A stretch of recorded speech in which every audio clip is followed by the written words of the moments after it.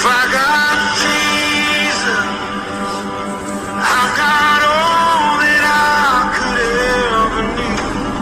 Take the Ketika kami menaruh iman dalam setiap perkataan mulut kami, maka itu terjadi dalam hidup kami. Berbicara bagi kami, sampaikan isi hatimu bagi kami Tuhan. Buat kami mengerti apa yang kami harus lakukan sesuai dengan tuntunanmu Bapa. Urapi hamba-Mu yang tidak ada apa-apanya, urapi setiap kami. Dalam nama Tuhan Yesus, yang percaya Tuhan di tengah kita memberkati kita, katakan bersama. Tepuk tangan buat Tuhan Yesus, saudara. Iya, silakan duduk. Shalom. Apa kabarnya hari ini? Wih, lah dahsyat menyala ya. Siapa yang malam ini datang dengan masalah? Angkat tangan. Yang ada masalah angkat tangan. Yang tidak angkat tangan pulang saja. Siapa yang ada masalah? Angkat tangan. Ya, semua ada masalah ya. Kalau ada masalah itu puji Tuhan, berarti masih hidup, amin. Bilang kanan kirimu, ada masalah, puji Tuhan, berarti kau masih hidup. Karena kalau sudah tidak ada masalah berarti sudah mati ya. Selama kita hidup pasti ada. Yang penting jangan cari apalagi masalah buat lo. Ya, jangan saudara ya. Iya, kita percaya bahwa di hidup ini kita akan mengalami yang namanya masalah demi masalah demi masalah. Satu selesai, nggak usah diiringi, nanti saya nangis loh. Duduk saja dengar firman Tuhan. Saudara, ya kadang-kadang masalah itu datang, belum selesai, sudah datang lagi lain. Dan kita nggak pernah undang masalah kan? Saudara pernah nggak undang masalah datang? Enggak kan? Bahkan kalau lagi ada masalah, dulu saya kalau ada masalah, saudara saya mikir gitu ya. Kadang sampai malam tuh nggak bisa tidur. Suami saya itu suka ngomong begini, "Say, nggak usah kau pikir itu masalah." Ya, dia bilang, ya taruh aja masalahmu itu. Kalau orang Jawa bilang, ya selehno masalahmu itu seleh ke pikiranmu ki seleh ke. Letakkan pikiranmu. Saya suka bilang begini, ya saya juga mau meletakkan pikiran saya ini. Kalau bisa disimpan di lemari, disimpan di lemari deh, iya nggak? Iya. Katanya, nggak usah dibawa pikiran. Kita nggak mau bawa pikiran, tapi kita nggak bawa pun dia ikut, iya nggak? Iya. Nah di sini kita perlu saudara, saya tidak tahu hari ini apa yang sedang saudara alami. Mungkin ada yang sedang sakit. Ada yang sedang mengalami masalah keuangan, ada yang sedang mengalami masalah keluarga. Ya, tapi porsi kita itu dalam setiap masalah itu kan pasti beda-beda toh. Dan saya percaya Tuhan itu ya memang suka membentuk kita. Kalau kita sudah lulus dalam masalah keuangan, belum lulus dalam masalah kepahitan, mengampuni, nanti dikasih ujiannya. Karena hidup ini adalah ujian saudara. Iya. Makanya hidup ini banyak masalah karena memang hidup ini ujian. Kalau banyak cucian itu laundry. Iya toh? Jadi karena memang ujian ya banyak soalnya, banyak masalahnya. Di sekolah kita belajar ujian, semua mata pelajaran harus ada ujian dapat nilai. Kalau hari ini kita lulus mengampuni, ya puji Tuhan kita sudah lulus, berarti kita disakiti orang nggak sakit lagi. Kalau kita belum lulus dalam hal keuangan, kita akan diizinkan mengalami masalah keuangan. Kalau kita sudah lulus masalah keuangan, tapi belum lulus nih dalam hal mengucap syukur, nanti diizinkan lagi. Nanti kalau belum lulus dalam hal sakit penyakit, diizinkan lagi sama Tuhan.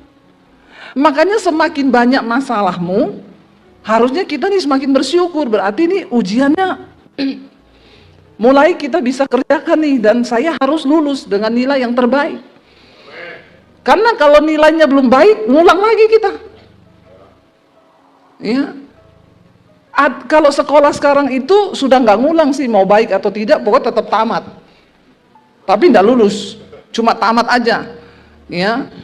Nah kita kan enggak mau saudara kita ini tamat tapi nilainya jelek. Tuhan itu mau kita ini punya nilai yang baik dalam kehidupan, amin. Supaya nanti kita ini punya banyak pengalaman pribadi dengan Tuhan. Satu saat ada orang datang, Bu, saya itu kepahitan sama mertua saya itu jahat.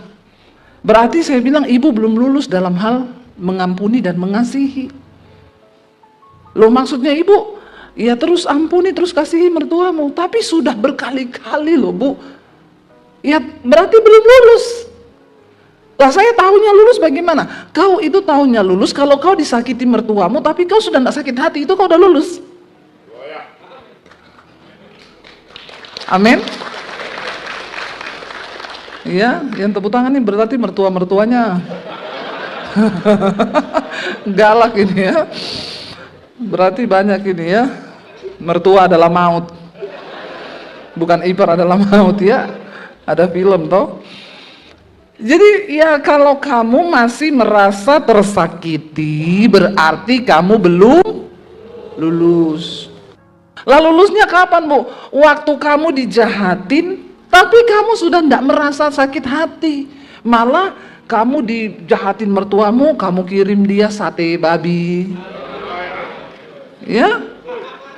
Ada jemaat yang bilang, oh iya Bu, saya mau begitu, tapi satenya tak kasih sianida. Itu kau pembunuh namanya ya. Jadi saudara, itu baru kau lulus benar. Ya, waktu kau dijahatin sama mertuamu, menantumu, iparmu, lalu mampir di toko duren, anterin dia duren. Yesus berkata, jangan kalah dengan kejahatan, tapi kalahkan kejahatan dengan kebaikan. Berkatilah, jangan mengutuk. Ya, kalau ada orang berbuat jahat sama kamu, doakan dan mintalah berkat bagi orang itu. Itu baru kamu lulus. Dan Tuhan bilang, siapa yang mau menjahati kamu terus kalau kamu terus balas dengan baik? Lama-lama dia juga bosan. Karena yang ada di balik manusia itu, yang mencobai kita itu sebenarnya setan. Ya, bukan orang itu, saudara. Nah, masalah demi masalah Tuhan izinkan terjadi itu supaya iman kita ini terlatih. Ya, tapi banyak orang nggak mau, saudara, yang mengalami yang namanya masalah. Banyak orang mau lari, banyak cari jalan pintas.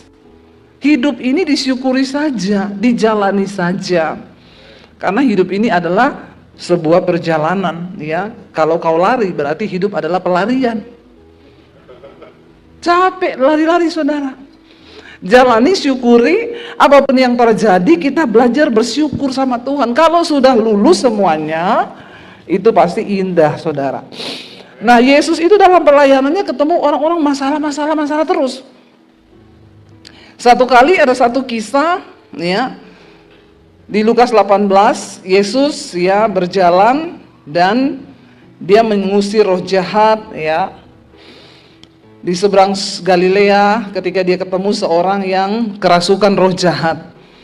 Ya, dan orang itu sudah nggak pakai baju, ya. Jadi orang itu kalau kerasukan roh jahat sampai telanjang-telanjang, saudara, sudah nggak tahu, ya. Nah, itu sudah karena yang menempati dirinya itu sudah bukan dia lagi, tapi setan yang mengambil alih.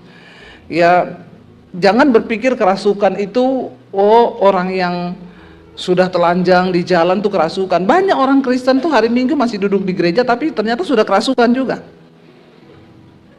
Lihat kanan kirimu, ada nggak? Ya, kalau kau tidak mampu mengampuni, kau sudah dirasuk setan loh itu. Karena bukan Tuhan lagi yang mengambil alih hidupmu, tapi setan. Pokoknya orang dirasuk setan itu tandanya apa? Dia melakukan bukan kehendak Tuhan, tapi kehendak setan. Jadi kita nggak usah muluk-muluk, setan itu kayak apa ya? Oh, setan itu ya kerasukan itu gini, dia manifest. Enggak. Kau nggak mengampuni itu kau sudah kerasukan. Tapi masih level tahap awal. Ya, kalau kau teruskan, ya bisa begitu nanti. Dan saya mau tanya, di gereja itu ada setan enggak? Kok kompak jawabannya? Pengalaman pribadi ya? Kok semua langsung tahu ngomong ada? Kenapa tahu di gereja ada setan? Kenapa? Bisa bilang di gereja ada setan tuh kenapa? Saudara kompak semua ada gitu. Kenapa bisa bilang begitu? Ada yang bisa kasih alasan? Coba angkat tangan. Nanti dapat sepeda di luar. Sepedanya siapa? Ambil aja tuh, ada di luar, siapa punya nggak tahu, ambil aja. Kenapa saudara langsung bilang ada setan di gereja? Banyak setan nggak? Banyak ya. Ngeri orang Kristen ini ya. Ternyata di gereja banyak setan. Lagunya ada setan. Saudara, ya itu yang saya bilang. Banyak orang itu belum kerasukan kayak orang kerasukan setan ini. Kalau kita baca Lukas 8 ayat 26, Yesus mengusir roh jahat dari orang Gerasa, ya. Lukas pasal 8 ayat yang ke-26. Dikatakan di sana demikian, lalu mendaratlah Yesus dan murid-muridnya di tanah orang Gerasa yang terletak di seberang Galilea. Jadi ada sungai Galilea di Israel, di seberangnya itu tanah ya Gerasa. Makanya saudara kalau ada berkat, ya pergilah jalan-jalan Israel. Yang bilang amin Tuhan mendengar. Langsung amin semua. Ya. Iya, orang itu bisa pergi ke Israel bukan karena ada uang, tapi karena mendapat perkenanan Tuhan. Ada yang punya uang, tapi tidak dapat perkenanan, nggak bisa ke Israel. Karena takut, karena sibuk, nggak bisa saudara sampai mati. Ya, ada yang nggak punya uang, bisa berangkat ke Israel. Amin bilang. Ya, saya banyak lihat orang-orang, saya setiap tahun tuh 2 kali saudara pergi ke Israel. Kita di sana bukan mendewakan Israelnya, bukan, tapi kita kan pengen lihat di mana benar-benar kejadian di Alkitab itu di sana.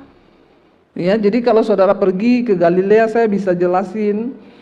Ya, satu saat saya itu juga saya pelayanan di satu perusahaan, lalu ada sekretarisnya bilang gini, "Ibu Debbie, ibu enak ya mau ke Israel ya, saya lihat pengumumannya di Besba Doa." Terus saya bilang, "Kamu mau pergi enggak?" "Enggak mungkin lah Bu, orang mahal begitu, saya pegawai begini bagaimana bisa saya?" Jangan bilang enggak bisa, karena bagi Tuhan enggak ada yang mustahil. Asal kamu percaya. Terus, "Oh iya Bu, amin amin." Sudah tahu hari itu juga Tuhan jawab loh doanya. Tiba-tiba bosnya datang, saya bilang, "Pak, Bapak mau ikut saya enggak ke Israel? Kapan Bu? Bulan ini nih."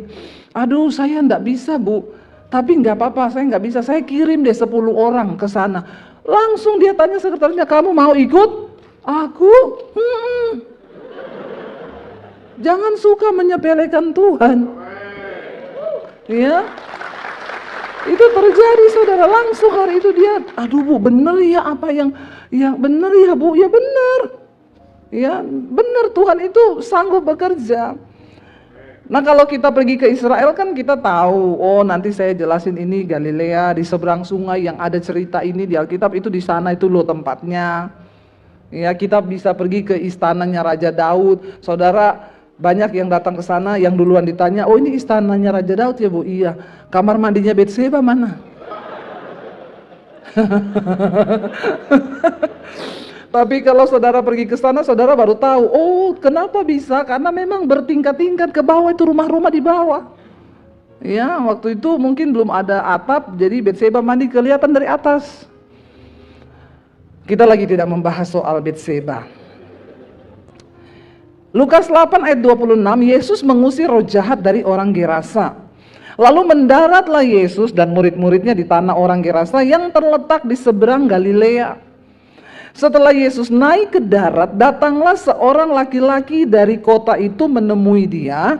Orang itu apa? Dirasuki oleh setan-setan dan sudah lama ia tidak berpakaian dan tinggal dalam rumah tetapi dalam pekuburan. Saking dia sudah dirasuk roh jahat, bahkan dia hilang kendali atas dirinya. Kenapa setan merasuki orang? Karena tidak ada yang mengendalikan. Perlu kita ini hidup dikendalikan oleh firman Tuhan, supaya setan nggak bisa ambil alih, karena yang mengendalikan kita tuh Tuhan. Kalau saudara kosong, nah setan suka itu masuk ke tempat-tempat yang kosong. Dia lihat nih orang kosong nih. Ya, imannya kosong. Apalagi saldonya juga kosong. Nah, setan suka itu. Ya, ini rekeningnya 3 bulan tidak dipakai. Diblokir, saudara. Ya, hati-hati, istri tidak berfungsi 3 bulan, diblokir juga kau. Disita negara. Suami juga begitu, kau tidak aktif selama 3 bulan, diblokir. Ya, hati-hati sekarang yang nggak aktif itu mending diblokir memang. Orang itu kalau hidupnya kosong, hatinya kosong, imannya kosong, saldonya kosong. Wah, itu jadi sasaran setan. Orang kalau saldo kosong kan stres tuh. Iya Pak ya? Ampuni mereka Tuhan. Ternyata imannya di saldo. Saya berharap saudara bilang tidak loh. Ya, tapi itu manusiawi ya, namanya juga manusia. Memang orang berkata, ya uang bukan segala-galanya, tapi segala-galanya butuh mata duitan nih, Jemaat Belitung ini ya. Uang tidak dibawa mati, tapi nggak ada uang bawaannya. Ampuni mereka Tuhan. Ampuni memang. Saya hanya mengumpan, tapi mereka terumpan. Harusnya ngomong tidak mati hidup gitu ya. Tapi itu pemahaman manusia pada umumnya di luar sana. Kenapa setan bisa ambil alih orang? Karena kosong. Dan orang ini dikatakan dia itu dikuasai bukan satu setan, oleh setan. Dan kenapa orang bisa dikuasai setan? Ya karena dia satu frekuensi dengan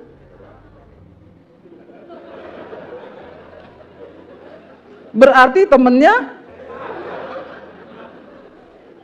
Lihat kanan kirimu, ada setan enggak? Ada setan. Ya, ada setan saudara. Nah, ini penyebabnya tadi saudara bilang di gereja banyak setan. Karena ternyata banyak orang ngaku Kristen, tapi hidupnya dikuasai. Makanya jadi temennya. Lagunya ada setan. Lu bener, istri bisa jadi setan di rumah. Suami bisa jadi. Ini khotbahnya sore ini adalah temanya setan. Nggak apa-apa, kita bahas aja tentang setan, kita vulgar tentang setan sore ini. Saya baru dapat ayat ini waktu duduk di kursi tadi situ loh. Ya, saya nggak persiapan ayat ini. Saya duduk di situ, Tuhan sampein apa ya? Saya buka-buka ini, yang ini. Saya belum khotbahkan ini Tuhan. Ya nanti aku yang berbicara, kamu ngomong aja. Jadi saya juga nggak tahu apa yang mau saya sampaikan di sini tadi. Ya saya baca aja. Bahkan waktu berdiri di mimbar ini saya masih ngotot mau nyampein yang lain. Tapi Tuhan mengalirkannya tetap ke sini. Takutnya di Belitung ini banyak. Ngeri loh. Bener sudah. Ya, ngeri. Kenapa kok ini tentang setan terus? Ya, supaya kita bertobat, supaya hidup kita ini dibaharui. Jadi yang orang ini sudah dikuasai, dirasuki setan, hidupnya diambil alih. Sampai setan suruh dia buka baju, dia lari-lari telanjang, udah gila orang ini. Dia sudah tidak bisa pegang kendali atas hidupnya. Kenapa orang dirasuk setan? Karena imannya kosong, hidupnya kosong, hatinya kosong, pikirannya kosong, saldonya kosong. Loh iya saudara, orang kalau imannya kosong, pikirannya kosong. Kalau kau isi dengan firman Tuhan, maka firman yang mengendalikan hidupmu, firman mengendalikan pikiranmu, setan gak bisa ambil alih karena dia ada pemiliknya. Nah, saya juga mau kasih tahu nih, banyak pendoa-pendoa di gereja itu kadang aneh-aneh juga. Ya saya banyak temui, satu kali ada ibu-ibu satu mobil sama saya, dia jemput saya waktu saya pelayanan di kotanya. Kita lewat di satu gapura, pas keluar dari dia bilang, Bu Debi, kita dulu doa peperangan di sini. Saya bilang, kenapa? Gapura ini tempat tinggalnya setan. Terus kita perangi, kita usir setannya. Jangan ibu, Kalau kau usir tuh setan di gapura, nanti dia pindah ke rumahmu. Repot lagi. Dia tidak ada rumah, dia cari rumah. Sudah benar dia tinggal di gapura itu. Kadang orang Kristen tuh aneh, saudara. Setan dalam dirinya dia tidak usir, setan di gapura dia pergi usir. Setan di pohon dia pergi usir. Tidak ada di Alkitab Yesus suruh usir setan di pohon, di hutan, di gapura. Itu memang tempat tinggalnya. Jadi jangan kau ganggu, nanti dia pindah ke rumahmu. Kalau dia pindah ke rumahmu, repot lagi kau. Setan di gapura diusir, setan di jembatan diusir. Yang harus diusir setan yang dalam dirinya orang. Karena tubuh manusia itu baik. Harusnya Tuhan yang tinggal, bukan setan. Kalau setan tinggal di pohon, memang itu tempat tinggalnya. Jangan kau usir, nanti bingung dia cari kos di mana. Kalau nggak ada tempat kos, dia pindah ke rumahmu loh. Dia bilang, ini orang macam-macam cari gara-gara dengan saya kau. Saya ingat dulu ada pendoa di Solo ngajak saya berdoa. Jadi ada satu patung dibangun di Solo, itu kodok semua, air mancur di situ tuh kodok gede-gede, patung kodok. Bu, ayo kita pergi doa peperangan. Di mana itu ada patung kodok dibangun di tengah kota. Kenapa mau kau doakan tuh patung kodok? Kodok itu lambang persinahan, Bu. Lah biar aja tuh kodok di situ. Nanti kalau kau usir itu kodok, rohnya pindah ke suamimu, gawat loh. Ini pendoa, saudara. Kalau ada pendoa di gereja ini, tolong dengar khotbah saya. Bagus kalau ditayangkan di YouTube ini supaya semua dengar ini. Pendoa-pendoa itu kadang-kadang aneh, agak lain. Patung kodok dia pergi doakan. Saya bilang tidak usah, Bu, kau tengking-tengking, biarin aja tuh kodok di situ. Yang harus didoakan ini orang-orang ini supaya tidak ada roh persinahannya. Amin. Saya nggak mau ikut, dia pergi sendiri, tiap hari dia kelilingi tuh kodok. Ini kisah nyata benar-benar terjadi di depan mata saya dan Tuhan kasih saya pelajaran penting. Ditengking dalam nama Yesus, roh kodok, roh persinahan, pergi dalam nama Yesus. Suaminya itu pendeta, saudara. Satu kali suaminya ini, mungkin karena istrinya tengking-tengking patung kodok, kodoknya jengkel toh. Setannya bilang, ya udah aku tak pindah aja, aku ndak ada tempat tinggal di sini, kau usir, kau siram minyak urapan. Panas saya, yaudah tak pindah aja ke rumahmu. Nah setan di rumah dia nggak pernah usir. Satu saat suaminya ini pendeta, ada ibu-ibu konseling. Akhirnya setan kirim kodok bener. Ini kisah nyata loh, Pak Gembala dengar ya. Loh, bukan supaya Pak Gembala ini bisa kasih tahu ke pendoa-pendoa tuh jangan aneh-aneh. Dan Pak Gembala juga jangan sembarang konseling. Karena tuh banyak kodok-kodok nanti dikirim loh. Nanti kalau konseling ibu-ibu sama istri ya. Terjadi, saudara, ini ibu datang konseling sama suaminya. Saya waktu itu ngomong, Pak, itu kan yang konseling perempuan sama saya aja. Oh enggak apa-apa Bu Dewi, saya kuat. Iman Bapak kuat. Ya. Tapi ada yang tidak kuat. Tadinya, saudara, awalnya konseling. Karena roh kodok masuk, jadi konsleting. Kesetrum. Konslet, bukan konseling, konsleting. Beneran. Lalu cara kerja iblis ini.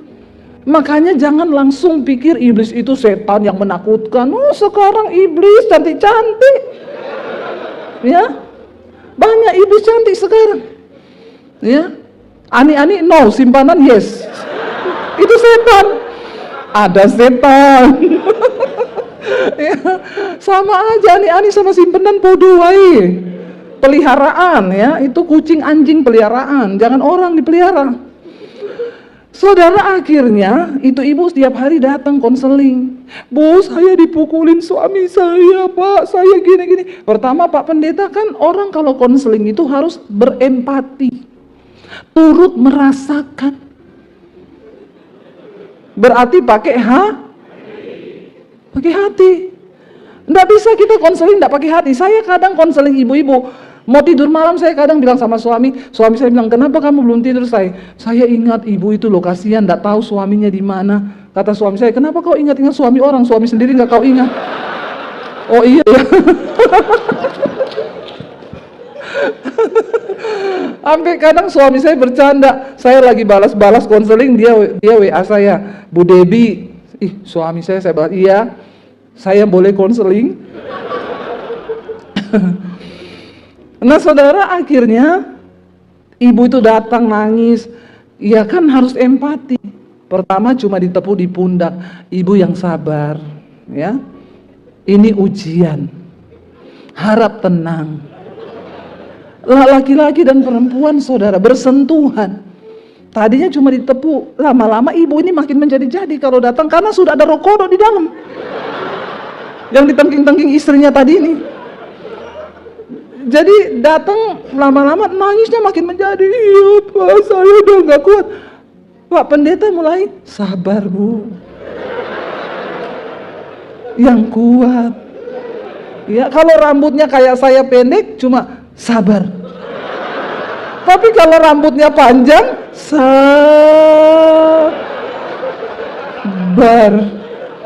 Agak alay lebay saudara. Bener, ini kejadian nyata, saya cerita nih.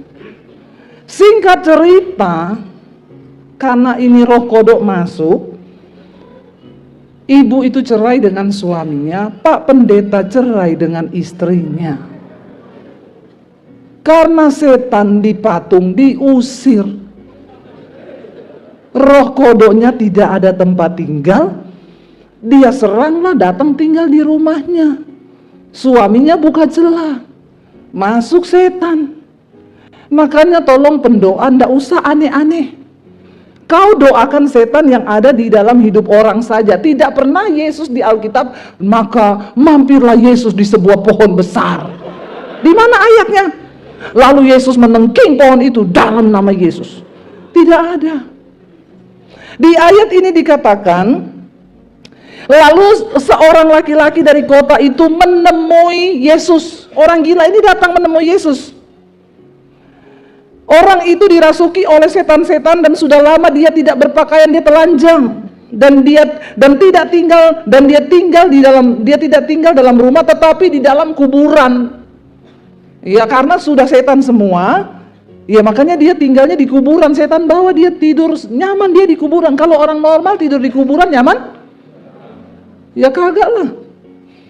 Tapi karena setan dalam badannya, ya dia pergi tinggal di kuburan. Karena memang kuburan itu identik dengan Bapak pernah lihat setan di kuburan, Pak? Iya. Jangan sampai juga kau punya pemahaman nanti akhirnya kau jadi takut sendiri. Lama-lama setan lebih rohani dari kau. Ya, lewat di kuburan orang Kristen, lihat kuntilanak, teriak, setan, lari terbirit-birit. Kuntilanaknya lihat dia gini, darah Yesus. Jadi lebih rohani siapa? Kasihan deh lu. Harusnya kau lihat setan gini, darah Yesus, setannya hilang. Kau orang Kristen tidak lihat setan, lari, setan, terbirit-birit. Jadi setannya gini, darah Yesus. Karena lihat imanmu itu yang penakut. Orang ini tidur di kuburan tiap malam. Ketika ia melihat Yesus, perhatikan, orang gila yang dirasuki banyak setan, ia berteriak lalu tersungkur di hadapannya dan berkata dengan suara keras, apa urusanmu dengan aku, hai Yesus anak Allah yang maha tinggi? Setan tahu bahwa Tuhan Yesus itu berkuasa, anak Allah yang maha. Jadi Alkitab ini luar biasa. Di Alkitab setan juga mengaku bahwa Yesus itu anak Allah. Ya, saya dengar ada kesaksian seorang di YouTube, dia bilang dia akhirnya meninggal saudara, tapi sebelum meninggal dia bilang di rumah saya itu ada setan, tapi ketika saya intip setannya ternyata lagi berdoa. Setannya satu agama dengan saya, tapi untung bukan agama Kristen. Setan punya agama loh saudara. Padahal setan itu tidak ada di Alkitab dibilang setan punya agama, apalagi setan Kristen, tidak ada. Ya, tapi setan mengakui bahwa Yesus adalah anak Allah yang maha tinggi. Dia bilang, ya apa urusanmu dengan Aku, hai Yesus, anak Allah yang maha tinggi, aku memohon kepadamu supaya engkau jangan menyiksa aku. Kata-kata ini tidak keluar dari seorang manusia, tapi dari roh jahat yang ada dalam dirinya. Dia bilang, jangan menyiksa aku. Ia berkata demikian sebab Yesus memerintahkan roh jahat itu keluar dari orang itu. Kalau kita dalam Tuhan, kita sungguh-sungguh hidup dengan Kristus, saudara. Waktu kita doakan orang kerasukan, ya, saya itu berapa kali mendoakan orang. Dan terbukti memang nama Yesus itu nama yang berkuasa. Berapa kali saya ketemu orang kerasukan, saya doa, dalam nama Yesus, keluar. Dia teriak, panas, panas. Ya, saya coba waktu itu, dalam nama Hendra, keluar. Nggak keluar, saudara. Dalam nama Debbie, nggak keluar. Ya, tapi dalam nama Yesus, itu nama di atas segala nama, nama yang berkuasa, bahkan roh jahat takluk kepada nama Yesus. Sudah terbukti beberapa kali saya doa pelepasan itu terjadi. Setan itu memohon agar Yesus tidak menyiksa dia, karena Yesus memerintahkan untuk setan itu keluar dari orang itu. Ingat yang didoakan, setan suruh keluar dari orang, bukan dari pohon. Kalau dia udah tinggal di pohon, biar dia diam-diam di situ. Nggak usah kau ganggu, amin. Kecuali dia tinggal di rumahmu, harus kau usir.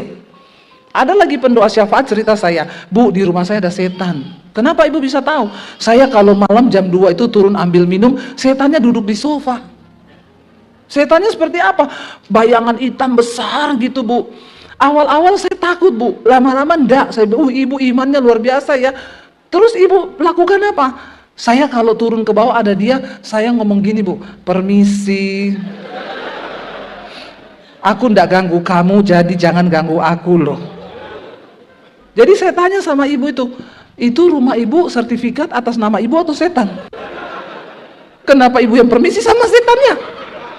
Kalau ada setan di rumah mau usir, amin. Jangan biarkan dia tinggal, apalagi permisi. Lama-lama setan balik nama loh sertifikatmu. Kau yang jadi tamu, dia jadi tuan rumah. Ya, orang Kristen ini banyak yang aneh-aneh. Dikatakan ia berkata demikian sebab Yesus memerintahkan roh jahat itu keluar dari orang itu karena sering roh itu menyeret-nyeret dia. Maka untuk menjaganya ia dirantai, dibelenggu, tetapi ia memutuskan segala pengikat itu dan ia dihalau oleh setan itu ke tempat-tempat sunyi. Sudah dirantai, dibelenggu, dia putuskan. Memang orang kalau dirasuk setan tuh itu tenaganya itu luar biasa, saudara. Ya, sampai ditahan berapa orang itu tetap kuat. Ya, saya berapa kali doakan pelepasan orang. Yang pertama pokoknya jangan takut hadapi setan. Ya, tapi setan juga tahu kok. Setan itu tahu loh iman kita tuh kadarnya seberapa. Karena setan itu bisa lihat kita, tapi kita nggak bisa lihat setan. Jadi kalau imanmu belum kuat, ya jangan coba-coba, nanti setan serang balik. Ya, saya pernah doakan orang, saudara. Dia telepon malam-malam, Bu Debbie, tolong datang ke rumah, Bu. Ya, ini anak saya kerasukan. Oh iya, malam-malam dijemput saudara saya. Pas malam itu ada teman suami saya bertamu di rumah. Saya ajak dia, saya bilang gini, ayo kita pergi, ini pemain musik di gereja ini. Padahal pemain musik dia di gereja. Ayo kita pergi, dia tanya kemana, Bu, saya nggak kasih tahu. Karena kalau saya kasih tahu dia nggak mau ikut. Ayo kita pergi, kemana? Ada doakan orang. Oh iya ikut saudara. Ya, kami pergi. Sudah mau dekat perumahannya, suaminya yang jemput saya ini, suami saya sama teman suami saya ini, ditelepon. Pak cepet, kata istrinya, cepet Pak cepet. Kenapa? Ini dia kerasukan lagi, kita semua mengurung diri. Oh, pembantunya yang kerasukan. Aku, anak-anak semua sudah mengurung diri di kamar. Dia ketok-ketok pintu dari luar, buka. Mereka semua ketakutan. Terus saya bilang, oh iya bilang sebentar lagi kita sampai. Iya Mas, sebentar lagi kita sampai. Pokoknya jangan takut. Masuklah kita, saudara. Temannya suami saya tanya begini, ini apa toh?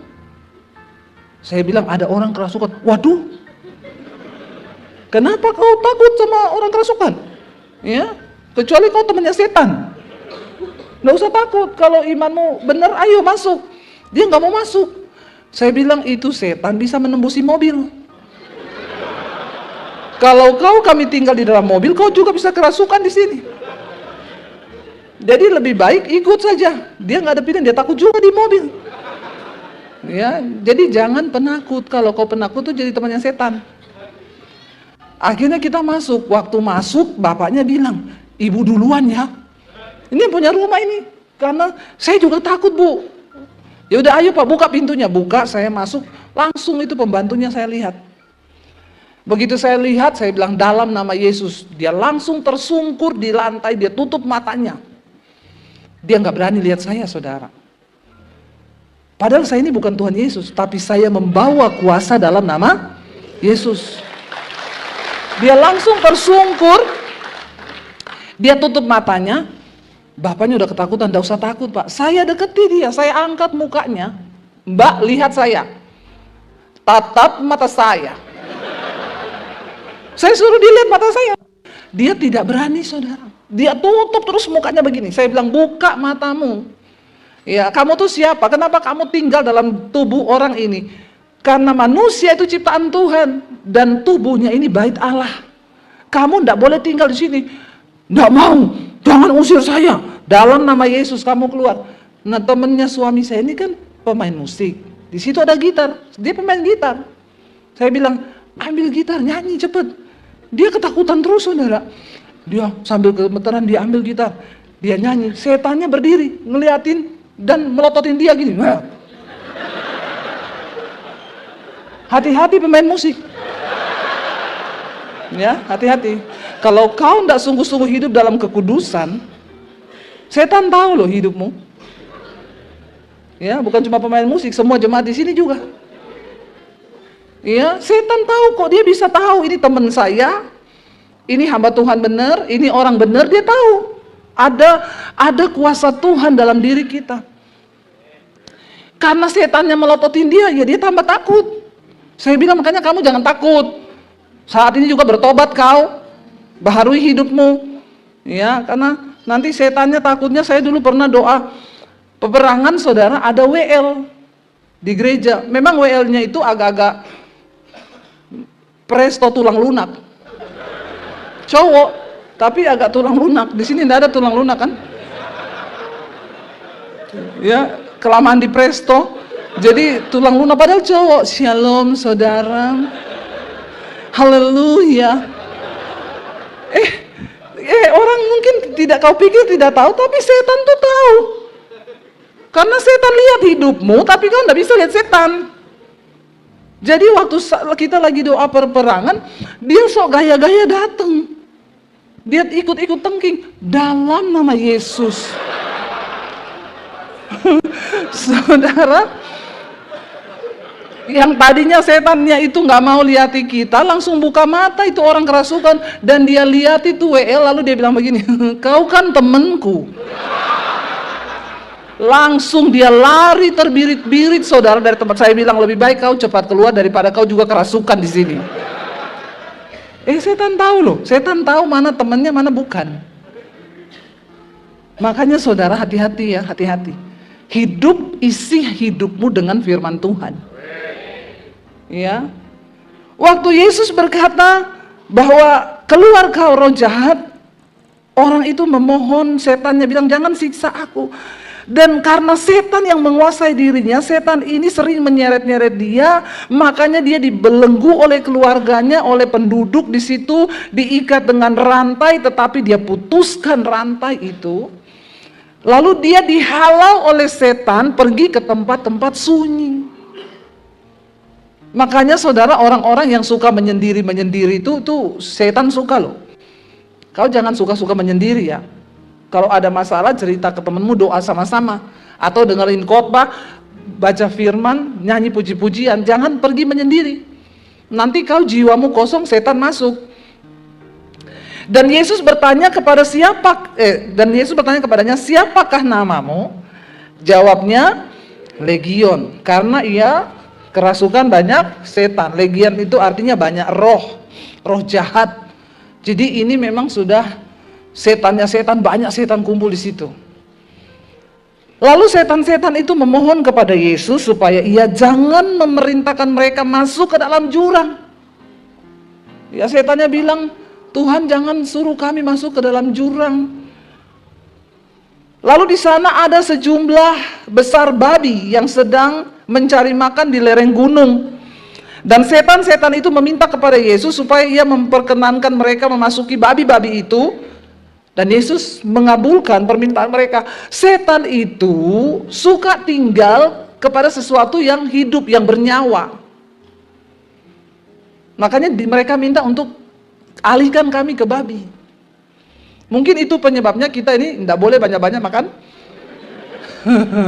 Ini bahaya saudara ya. Jadi perhatikan, memang setan lebih suka tinggal pada sesuatu yang hidup, yang bernyawa, supaya bisa mengendalikan. Karena setan itu suka mengambil alih saudara. Dan akhirnya Yesus mengabulkan mereka masuk ke babi itu. Lalu keluarlah setan-setan itu dari orang itu dan memasuki babi-babi itu. Kawanan babi itu terjun dari tepi jurang ke dalam danau lalu mati lemas. Tapi tetap juga terjun ke jurang. Setan yang mengendalikan. Tadinya kan babi-babi itu waktu belum kerasukan setan, mereka kan tidak terjun ke jurang toh. Mereka lagi cari makan. Perhatikan, ketika setan menguasai seseorang atau makhluk hidup, dia akan mengendalikan orang itu. Kenapa orang bisa bunuh diri saudara? Itu bukan dari dia, itu dia dirasuk setan. Dan orang yang bunuh diri itu biasanya karena ada masalah. Waktu dia hadapi masalah, dirinya kosong, menyendiri, putus asa, kosong, setan masuk. Ketika setan masuk, setan yang mengambil alih hidupnya, lompat dia dari apartemen. Kadang orang bunuh orang, dia tidak sadar, setelah mati baru dia bilang, aku tadi tidak sadar bunuh suamiku, waktu sudah mati baru sadar. Karena memang dia diambil alih, dirasuk, dikendalikan. Makanya jangan biarkan dirimu itu kosong, isi dengan firman Tuhan. Ya akhirnya mati juga, lompat juga ke jurang.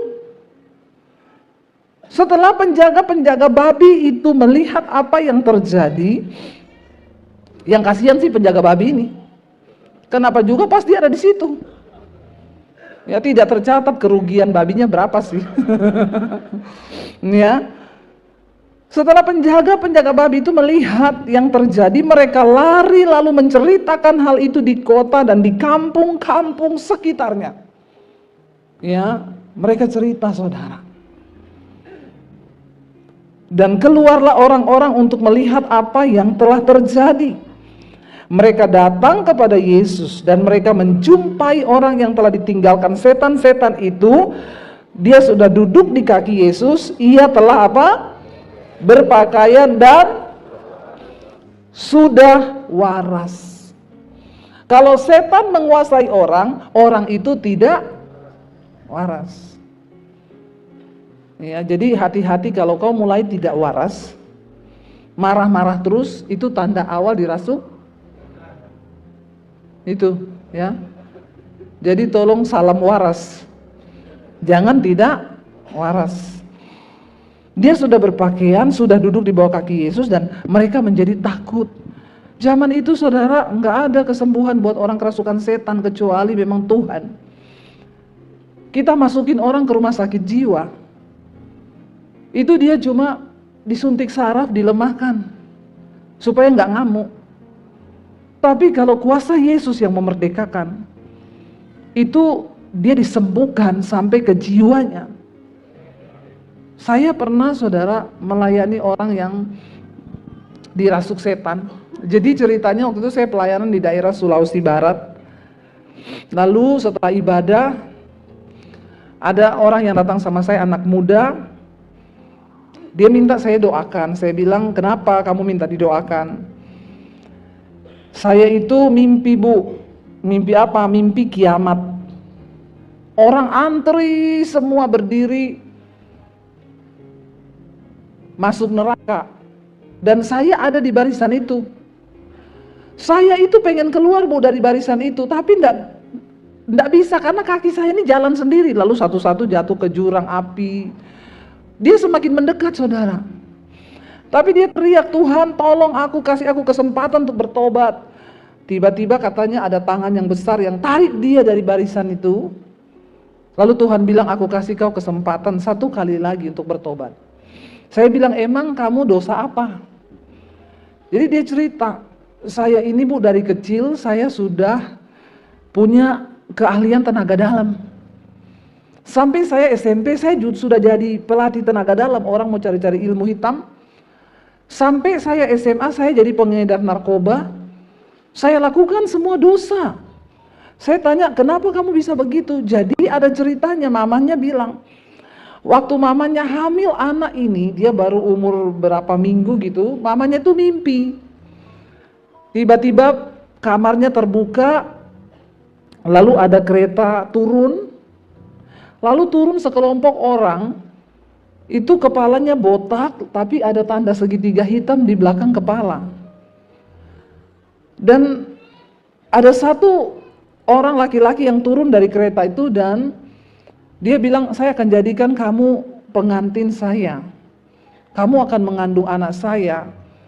Lalu dalam mimpinya itu dia disetubuhi dan orang itu bilang, anak yang kamu kandung itu anak saya. Dia tanya, nama kamu siapa? Orang itu bilang, aku Lucifer. Mamanya itu bilang, itu antara sadar dan tidak, tapi dia kaget ketika bangun itu ada tanda segitiga hitam di perutnya. Lalu dia coba periksa ke dokter, dokter bilang, biasalah Bu orang hamil muncul tanda begitu, itu biasa bawaan hamil. Tapi dia bilang enggak wajar gitu. Sampai akhirnya anak itu lahir 9 bulan, dia kaget waktu bayi itu lahir botak dan di belakang kepalanya ada tanda segitiga hitam. Ini benar-benar terjadi loh saudara. Lalu ketika saya ketemu, mamanya bilang, anak ini Bu dari kecil enggak suka dengar lagu rohani. Kalau saya putar di rumah dia ngamuk, dia banting radio, dia banting apa-apa. Dari kecil anak ini pemberontak, marah, emosi. Sampai SMP mamanya sudah angkat tangan. Tapi kemudian Tuhan pilih dia 2 kali mimpi mau dimasukin ke neraka.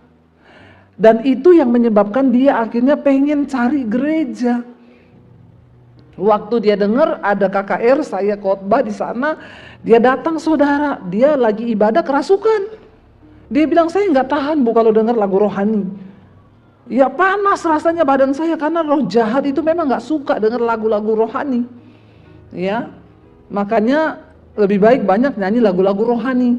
Tadi dibilang boleh nggak nyanyi lagu duniawi? Ya selama kata-katanya itu membangun dan saudara memang tujukan itu untuk Tuhan, ya kembali ke hati nurani. Tapi kalau lagu-lagunya ya menyesatkan, enggak usah dinyanyikan. Ya, aku sakit hati. Ngapain kau nyanyikan lagu begitu? Ya setan bilang, oh memang kau sakit hati. Ya, sakit hati terus kau. Ya jangan nyanyi lagu yang mending nyanyi lagu rohani saudara, ya mending nyanyi lagu yang membangun iman, ya mending nyanyi lagu yang menambah iman kepada Tuhan. Anak ini bertumbuh jadi nakal, jadi liar, tapi hari itu dia ke gereja karena dia nggak tahan dengan mimpi yang dia dapatkan 2 kali dia masuk neraka. Akhirnya saya bilang, ya udah kita doakan yuk, doa. Habis itu dia kelepasan, hari itu dia selesai, dia rasa sudah selesai kerasukannya. Dan mamanya bilang nanti kalau dia lulus SMA Bu, dia mau masuk sekolah Alkitab. Waktu itu saya masih sekolah misi di Makassar saudara. Saya jadi kepala asrama di sana. Dan mamanya itu kirim dia ke sekolah misi itu setelah saya SMA. Lalu di sekolah misi dia kerasukan. Ternyata belum beres. Nah kalau kerasukan, orang kan waktu itu jadi mamanya bilang, Bu dia masih kerasukan terus, saya mau masukin dia ke rumah sakit jiwa. Saya bilang jangan Bu, kalau masukin rumah sakit jiwa dia kerasukan disuntik, sarafnya dilemahkan. Tapi setannya masih ada. Ya udah Ibu kirim aja dia ke sini. Dikirim saudara dari Sulawesi Barat, dikirim ke Makassar. Lalu sebelum dia masuk sekolah misi, ya saya layani dia, saya tidur sama dia. Dia tidur di kamar saya. Nanti tengah malam Dia bangun, dia masuk dalam bak mandi. Saya bilang, kenapa kamu? Panas. Waduh, ya udah saya doakan lagi, tidur lagi. Nanti besok malam jam 12, kerasukan lagi, dia bilang gitu. Dia bilang gini, teman-temanku ada di luar jendela. Kenapa? Temanku suruh saya bunuh kau. Karena katanya kau itu penghalang. Saya bilang, kau enggak bisa bunuh saya karena kuasa yang dalamku lebih besar. Saudara tahu dia rambut panjang, kalau udah kerasukan dia ludah saudara, semua rambut ini penuh ludah. Lama-lama saya nggak tahan juga, saya itu sudah stres. Saya bilang sama pendeta saya, Pak, kirim pulang aja dia, Pak, saya udah angkat tangan nih, Pak, nggak tahu ini setan jenis apa. Karena saya juga sudah bagus, saya nggak kerasukan, Pak, karena aduh, ya ternyata memang ya dipanggilin dosen pengajar di sekolah Alkitab kami yang bagian pelepasan, dibacain ayat dalam nama Yesus, di dalam Lukas pasal 8, dia hafal ayat 14 toh. Bunyinya ini kan, tahu loh setan itu. Jadi kalau saudara nggak hafal Alkitab, setan lebih pintar dari kau. Karena setan itu hafal Alkitab, tapi bedanya kita sama setan tidak mungkin menjadi pelaku firman Tuhan. Kita harus jadi pelaku firman supaya iman kita dengan setan itu beda. Karena kalau saudara nggak jadi pelaku firman, saudara satu level sama. Lalu saudara, satu kali saya berdoa, Tuhan, saya capek juga tiap kali dia kerasukan, saya doakan lepas, tapi besok kerasukan lagi. Tuhan tolong kasih saya hikmat Tuhan hadapi orang ini. Saya sampai kurang darah saudara, pucat saya tiap malam bangun, dia di atas jam 12 dia kerasukan terus. Ya, tapi saya ini sudah nggak takut, karena saya tahu setan nggak bisa ngapa-ngapain saya juga. Tapi kan kasihan juga ini orang jiwanya begini. Akhirnya saya berdoa, Tuhan tolong kasih saya hikmat Tuhan. Apa yang harus saya lakukan dengan orang ini? Satu saat, saya bawalah dia ke salon potong rambut. Urusannya itu karena rambut ini kan dia ludah-ludah. Ya, saya bilang, saya mau layani dia ini Tuhan cuma satu, belas kasihan. Karena Tuhan Yesus bilang, maka tergeraklah hati Yesus karena belas kasihan. Kalau nggak ada belas kasihan, dan saya suruh pulang dia biar dimasukin rumah sakit jiwa, terserahlah. Daripada lama-lama saya yang sakit jiwa hadapi orang begini.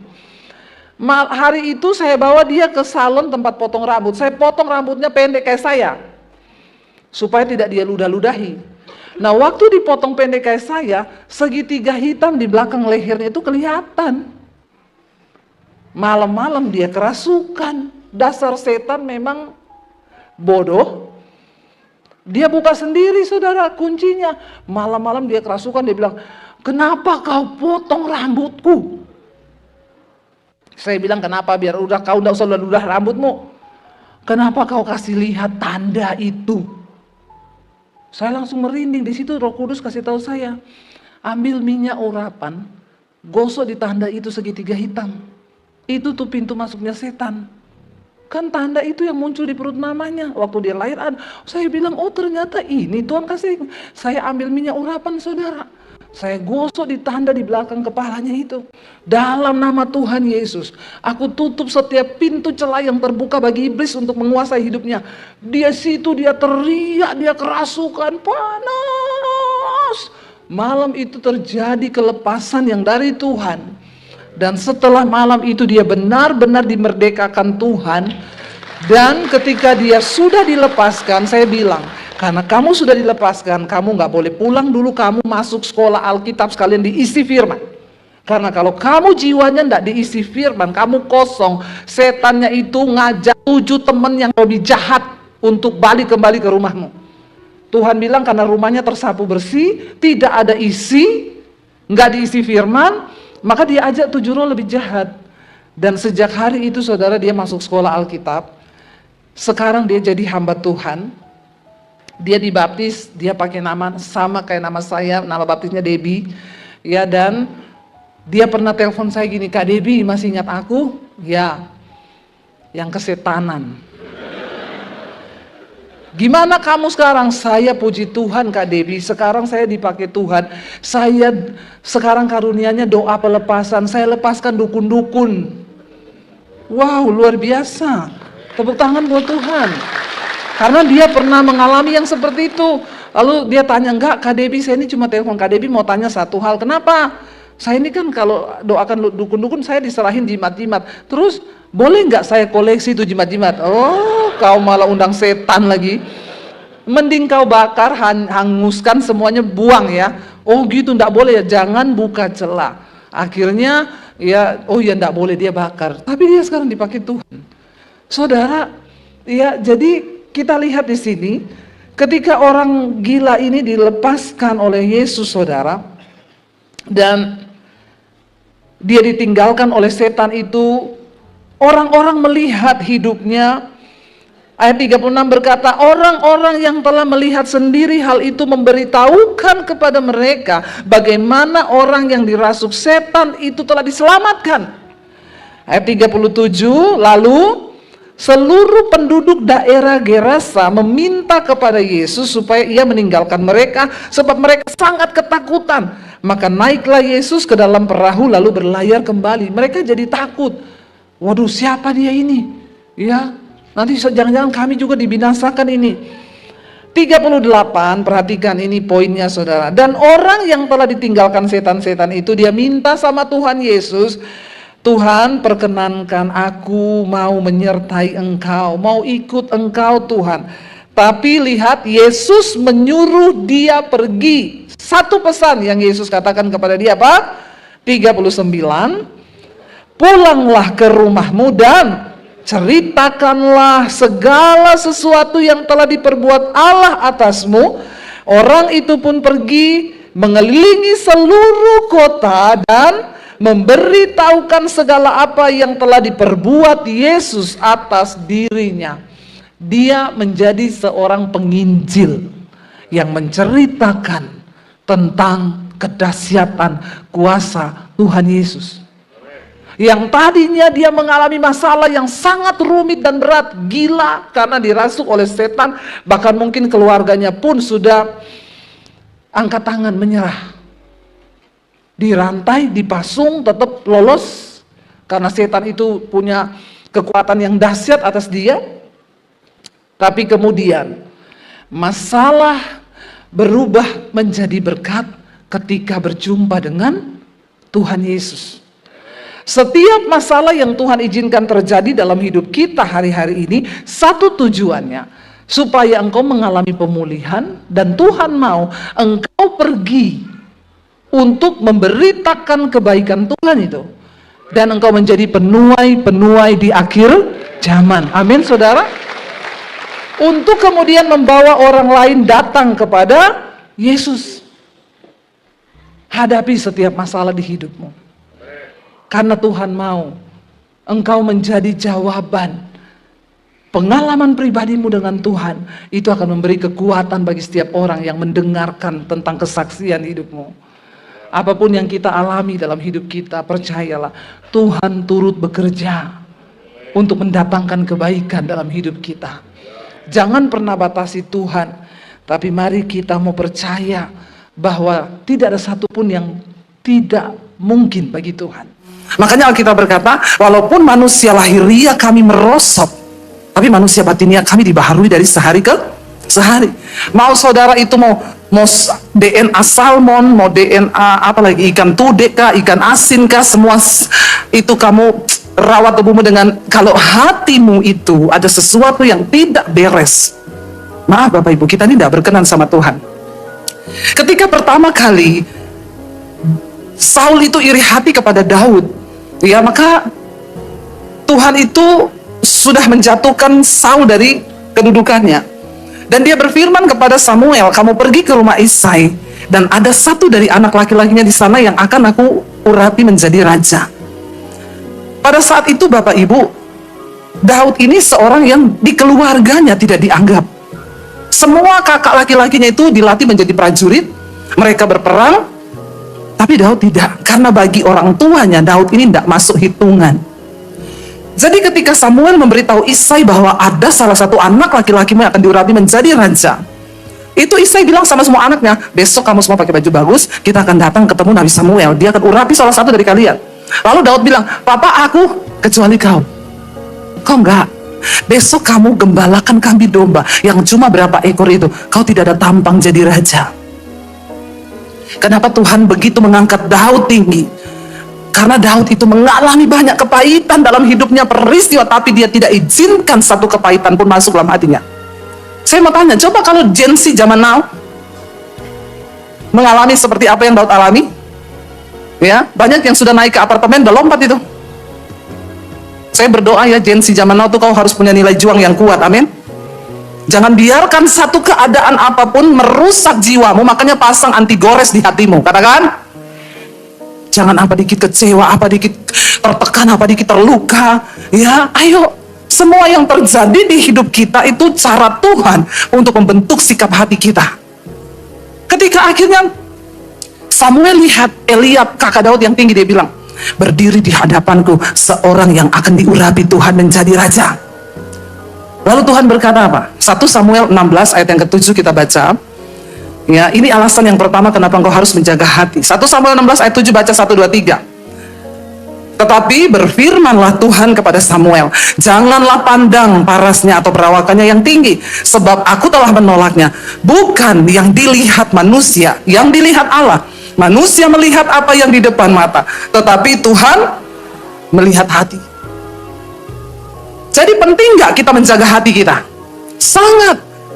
Karena manusia melihat apa yang depan mata. Manusia melihat penampilanmu, manusia melihat merek bajumu, manusia melihat merek jam tanganmu. Tapi di mata Tuhan itu semua nggak ada artinya. Jadi jangan habiskan uangmu, jangan habiskan niatmu, jangan habiskan sesuatu yang ada dalam dirimu untuk berjuang membangun semua yang ada di luar dirimu. Karena Tuhan nggak tertarik dengan semua itu. Tuhan tertarik dengan manusia dalam hatimu, itu hati nurani. Akhirnya Samuel bilang, kita nggak akan duduk makan, masih ada anakmu, ada. Tapi dia nggak ada tampang raja. Panggil dia, kita tidak akan mulai acara ini sebelum dia datang. Lihat, waktu kau punya hati yang berkenan di hadapan Tuhan, Tuhan akan tinggikan engkau. Dimanapun orang menyembunyikan engkau, Tuhan tahu hatimu, katakan. Yang kedua, kenapa kita harus diuji hati kita? Kita baca bersama, saudara. Seberapa hebat doamu, kau mau puasa, kau mau berdoa puluhan tahun, kau mau apapun lakukan dalam hidup ini yang kelihatannya rohani, kalau hatimu itu bercela, maka doamu itu tidak didengar Tuhan. Buka bersama Mazmur 66 ayat 17 dan ayat yang ke-18. Ini firman Tuhan yang katakan, bukan saya yang katakan.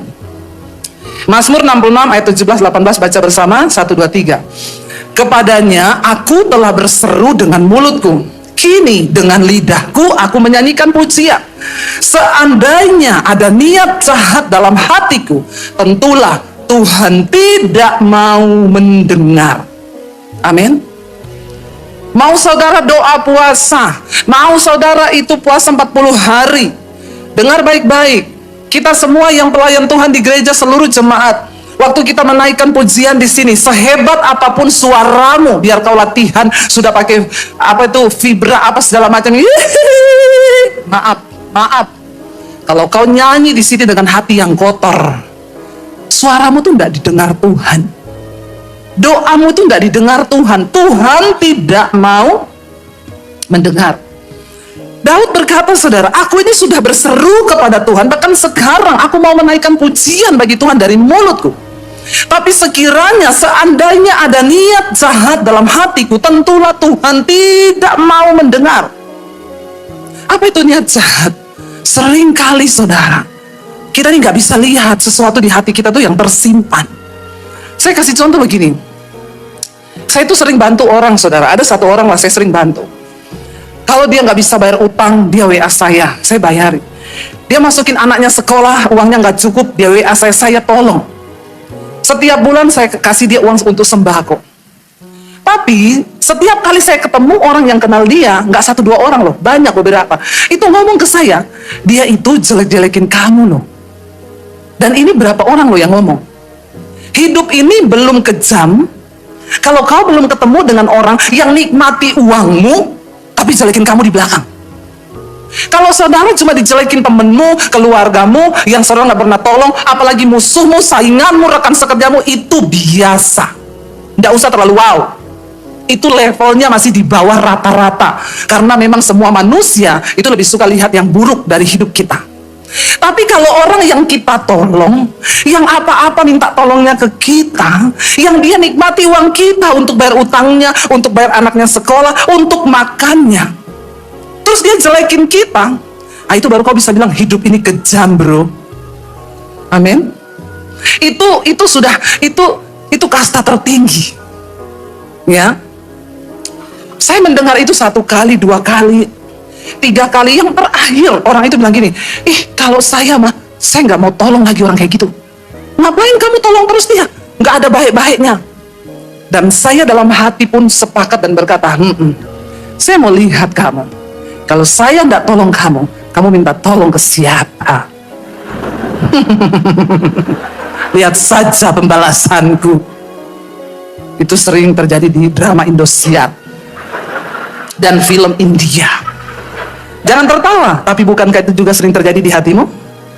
Jangan angkat tangan, saudara. Ngaku apa tidak? Ngaku kan? Saya mau lihat. Saudara, ketika saya berpikir begitu, lalu hati ini mulai tidak sejahtera. Alarmnya itu bunyi, saudara. Tiap hari saya tidak sejahtera. Dan saya sepertinya menantikan kesialan itu terjadi di hidupnya. Dan saya sepertinya menantikan dia akan WA saya dan ngomong, boleh nggak tolong saya? Lalu saya akan hapus chattingannya, saya blokir orangnya. Dengan alasan, biar hatiku tidak terganggu. Ya apa ya? Saya bilang tunggu saja, nggak tak tolong. Saya berhasil melakukan itu hampir sebulan. Tapi setiap malam hatiku itu tidak damai. Alarmnya itu bunyi, saudara. Tidak enak, nggak tenang saya. Lalu waktu terbaik untuk kita merenung itu adalah malam. Saudara kalau naik di tempat tidur malam, saudara ngapain? Yang ngorok, coba saudara, saya itu paling suka malam itu. Waktu saya udah sikat gigi, cuci kaki, cuci tangan, saya naik di tempat tidur, saya merenung sejenak loh. Hari ini tuh saya bisa melewati semua karena anugerah Tuhan. Lalu saya mulai cek apa yang tidak benar hari ini yang sudah saya lewati. Saya mau beresin itu di hadapan Tuhan. Tuhan itu sebenarnya memberi nasihat kepada kita. Tuhan itu sebenarnya mau menuntun hidup kita. Tapi kenapa banyak orang Kristen tidak mengalami tuntunan Tuhan? Karena kau tidak punya waktu untuk merenung dan membuka hati bagi suara Tuhan.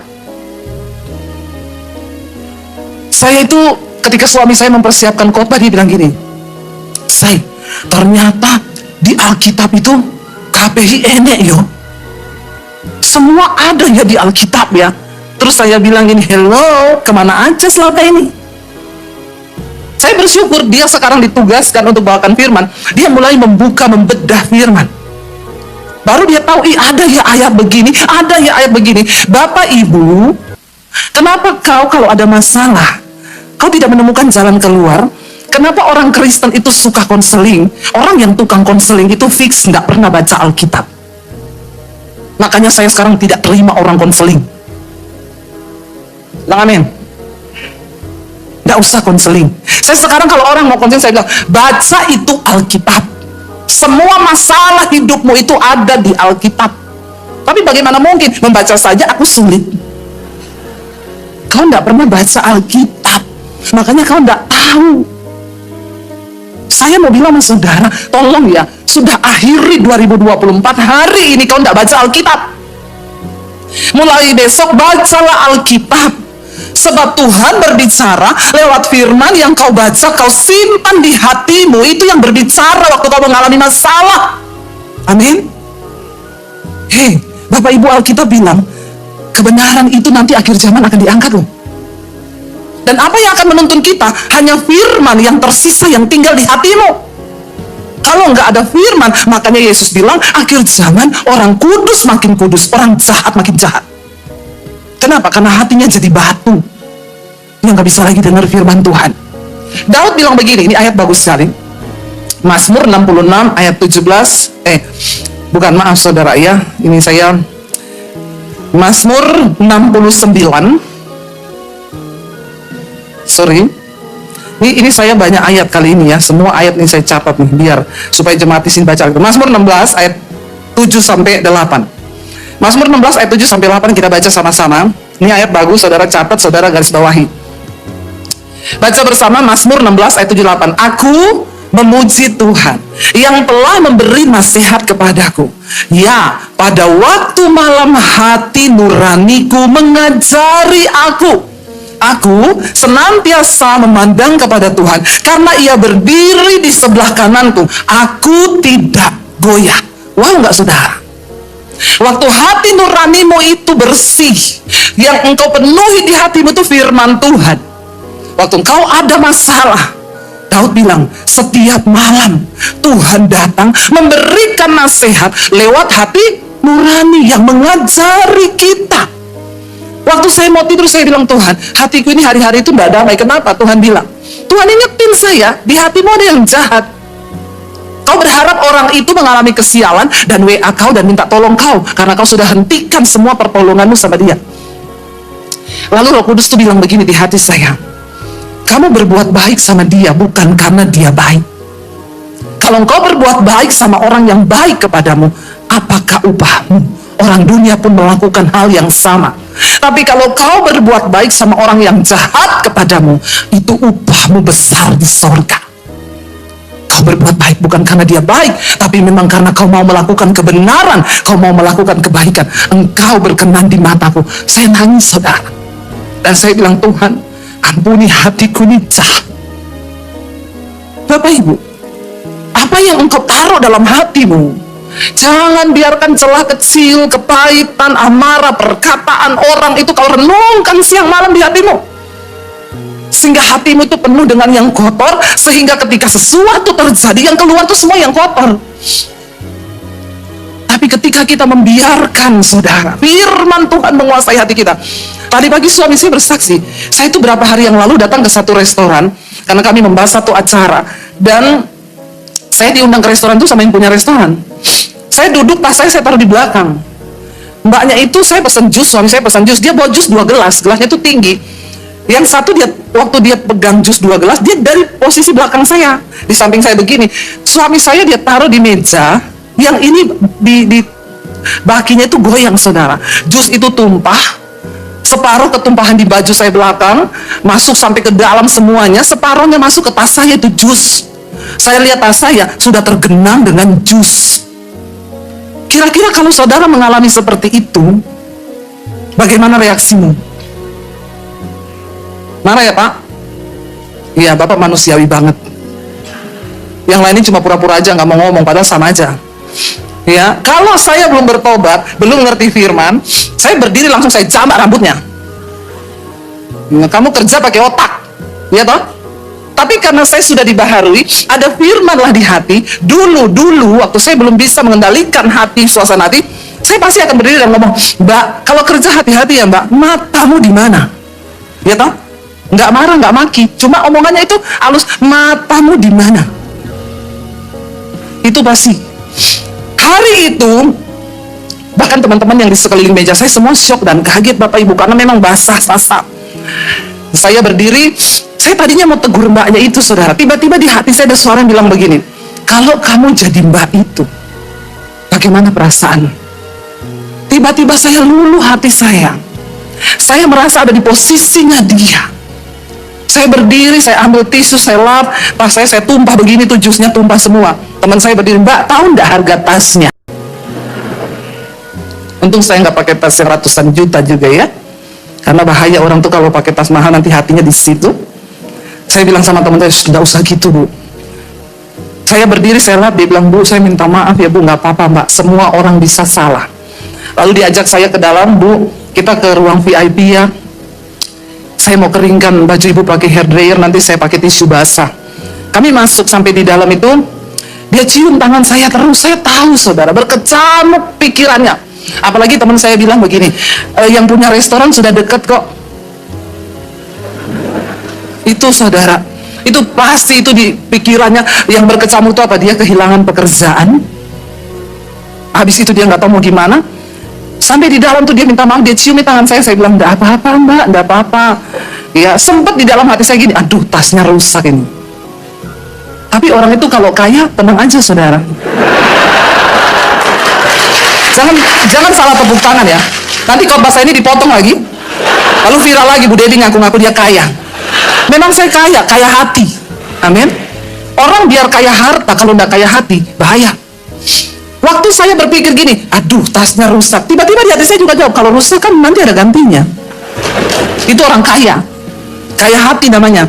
Saya bilang sama dia, Mbak, lain kali Mbaknya hati-hati ya Mbak. Kalau terjadi bukan sama saya Mbak. Aduh saya nggak tahu, Mbaknya mungkin kehilangan pekerjaan. Iya Bu, maaf ya Bu, iya. Anggap tidak ada apa-apa ya Mbak, ini juga udah kering kok, enggak apa-apa, yuk kita keluar. Bapak Ibu, anak saya pernah cerita sama saya, Mam, teman saya kasihan. Dia curhat sama anak saya. Dia bilang, gue lagi bete banget, kenapa? Ini nyokap sama bokap gue kan mau cerai. Jadi gue stres banget. Sementara dia kerja jadi barista di salah satu kopi yang cukup terkenal. Lalu dalam keadaan dia stres menghadapi pergumulan kedua orang tuanya yang mau bercerai, ada seorang ibu pesen kopi, dan dia cuma salah ngasih takaran susu. Dan ibu itu ngamuk, saya viralkan kamu. Ibu itu bikin catatan saudara di media sosial, disebutin namanya, kafenya itu di daerah sini, nomor sekian, tolong ya ditegur karyawan model begini ini. Cuma salah campuran susu. Dan dia ditegur, saya nggak tahu waktu itu akhirnya dipecat atau tidak. Tapi saya dengar anak saya cerita, saya meneteskan air mata. Seringkali kita itu tidak bisa mencoba membayangkan. Sudah tahu kenapa saya nggak marah sama mbak itu? Karena tiba-tiba firman itu keluar dari hati saya yang berkata begini, apapun juga yang kamu ingin orang perbuat kepadamu, perbuatlah itu juga kepada mereka. Sebab Bapamu itu melihat. Kita seringkali tidak tahu pergumulan apa yang sedang orang alami. Kita seringkali nggak tahu betapa seringkali saya lihat banyak orang Kristen itu sombong. Belum kaya-kaya banget, udah sombong. Tapi di sini nggak ada yang ngaku. Ya, saya tuh loh naik lift saudara. Saya tahu lah kamu kaya, tapi nggak usah bergaya gitu juga keles. Karena napasmu itu nggak pakai charge. Sadar ya, kita ini napas masih pemberian Tuhan loh. Tuhan tahan saja kalau nggak bernapas 1 menit, mati bener. Ya naik lift saudara, saya naik, ada bapak-bapak yang pencet lift mau ke lantai berapa Bu, ke lantai ini. Makasih ya Pak. Ngomong gitu kan saudara nggak rugi toh, nggak rugi toh. Ada orang sok kaya masuk, begitu masuk lantai 18, terus melihat isi kelilingnya. Saya mau tanya, robot ya? Sok banget, sok. Ya maaf saudara ya. Yuk kita cek Alkitab. Yesus itu bilang saudara, hatimu itu perbendaharaan loh. Kalau hatimu itu banyak yang jahat, maka yang keluar itu juga jahat. Tapi kalau kau simpan banyak yang baik di hatimu, maka perbendaharaan hatimu itu juga yang keluar itu baik. Coba kita belajar menghargai orang lain. Apa yang kau ingin orang perbuat kepadamu, perbuatlah itu kepada orang lain. Ngomong terima kasih sama security, sama tukang lift yang ada di dalam lift, nggak usah. Saya itu banyak saudara kalau masuk lift lihat model-model orang. Ya ada yang kayak kita ini najis banget dilihat sama dia. Ya, aduh ya kadang-kadang. Dan kebanyakan begitu orang Kristen loh. Tapi bukan orang Surabaya. Itu kayaknya pendatang. Kalau orang Surabaya semua sudah tobat. Kalau hati kita ini baik, coba kita lihat bersama Matius. Yesus bilang apa saudara? Ya Matius Lukas pasal 6 ayat 45. Lukas pasal yang ke-6 ayat 45, firman Tuhan berkata di sana, baca sama-sama. Orang yang baik mengeluarkan barang yang baik dari perbendaharaan hatinya yang baik, dan orang yang jahat mengeluarkan barang yang jahat dari perbendaharaannya yang jahat. Kalau dalam hati kita itu banyak firman, kalau dalam hati kita ini kita sering dengar Tuhan ngomong bertobat, kita bertobat, punyalah hati yang lembut. Sebab hidupmu itu dimuliakan Tuhan tuh karena hati. Cuma Tuhan tuh lihat hatimu. Bapak Ibu, kita belajar dalam keluarga pun, coba suami jangan suka cepat menghakimi istri. Kalau istri itu mungkin sikapnya berubah, coba selami gitu. Sekali-sekali kita jangan bicara pakai mulut, tapi bicara pakai hati. Karena banyak orang itu punya rahasia-rahasia hati yang kadang saya sekarang banyak mencoba memahami anak saya. Kalau kita orang tua nggak pernah mencoba memahami anak, malah kita hanya menghakimi anak, kita marahin dia, kita nggak tahu sebenarnya dalam hatinya dia lagi tertekan. Suami-suami kau terus menyalahkan istri, kau tidak pernah menyalami hati istrimu itu seperti apa. Ada bapak-bapak dia pulang marah-marah sama istrinya, saya berangkat kantor kamu pakai daster, saya pulang kamu masih pakai daster. Dia pergi, istrinya nyuci baju, istrinya nyetrika, istrinya nyapu. Kalau istrinya saya bilang ini, emang kamu Raffi Ahmad apa Atta Halilintar gitu? Yang boleh ngomong gitu cuma Raffi Ahmad, karena dia kasih istrinya 500 juta sebulan. Kerjaannya istrinya ke salon, bukan cuci baju. Hello bapak-bapak, please mengertilah istrimu. Sering kali ada hal-hal di hatinya yang dia tuh nggak bisa ngomong. Istri juga punya pergumulan dengan keluarga besarnya yang kadang kita juga nggak bisa ngomong, karena kita tahu kalau ngomong ke suami pasti marah. Apalagi itu urusan keluarga besar kita. Jadi sering kali istrimu tuh mungkin berubah sifat, ya karena dia punya sesuatu di hatinya yang kita nggak ngerti. Kadang juga ibu-ibu, lihatlah suamimu. Sering kali suamimu itu capek karena ada sesuatu di hatinya yang dia simpan. Dia juga nggak bisa keluarkan itu. Kepada anak kita, coba kita belajar supaya hidup ini, saudara, kita dengan hati yang bersih. Ya, kenapa banyak pertengkaran hari-hari ini, banyak perkelahian hari-hari ini? Saya mendengar banyak anak-anak yang suami istri bercerai, anaknya bilang, gua nih sekarang jadi rebutan orang tua gua. Gua makan di tempat mak gua, bapak gua marah. Gua makan di tempat bapak gua, mak gua marah. Ini orang tua setan begini. Kasihan anaknya, saudara. Jadi korban dari keegoisan orang tuanya yang gak mau tuh jaga hati. Saya berdoa supaya kita semua, Yesus bilang, karena orang itu hatinya itu perbendaharaan. Mari hari ini kita buang semua yang buruk, kita buang semua yang tidak baik, supaya hidup kita ini bisa memancarkan sesuatu yang baik. Buka Yeremia 17 ayat 9 dan 10, saudara. Kalau Tuhan bicara di hati kita tidak dengar, Tuhan suruh bertobat kita tidak bertobat, lama-lama hati kita itu membatu. Kalau hati sudah membatu, nggak bisa dengar suara Tuhan lagi. Baca bersama, betapa liciknya hati, lebih licik dari segala sesuatu. Hatinya sudah membatu, dan siapa dapat mengetahuinya, saudara? Tapi ayat 10 bilang, baca bersama ayat yang 10.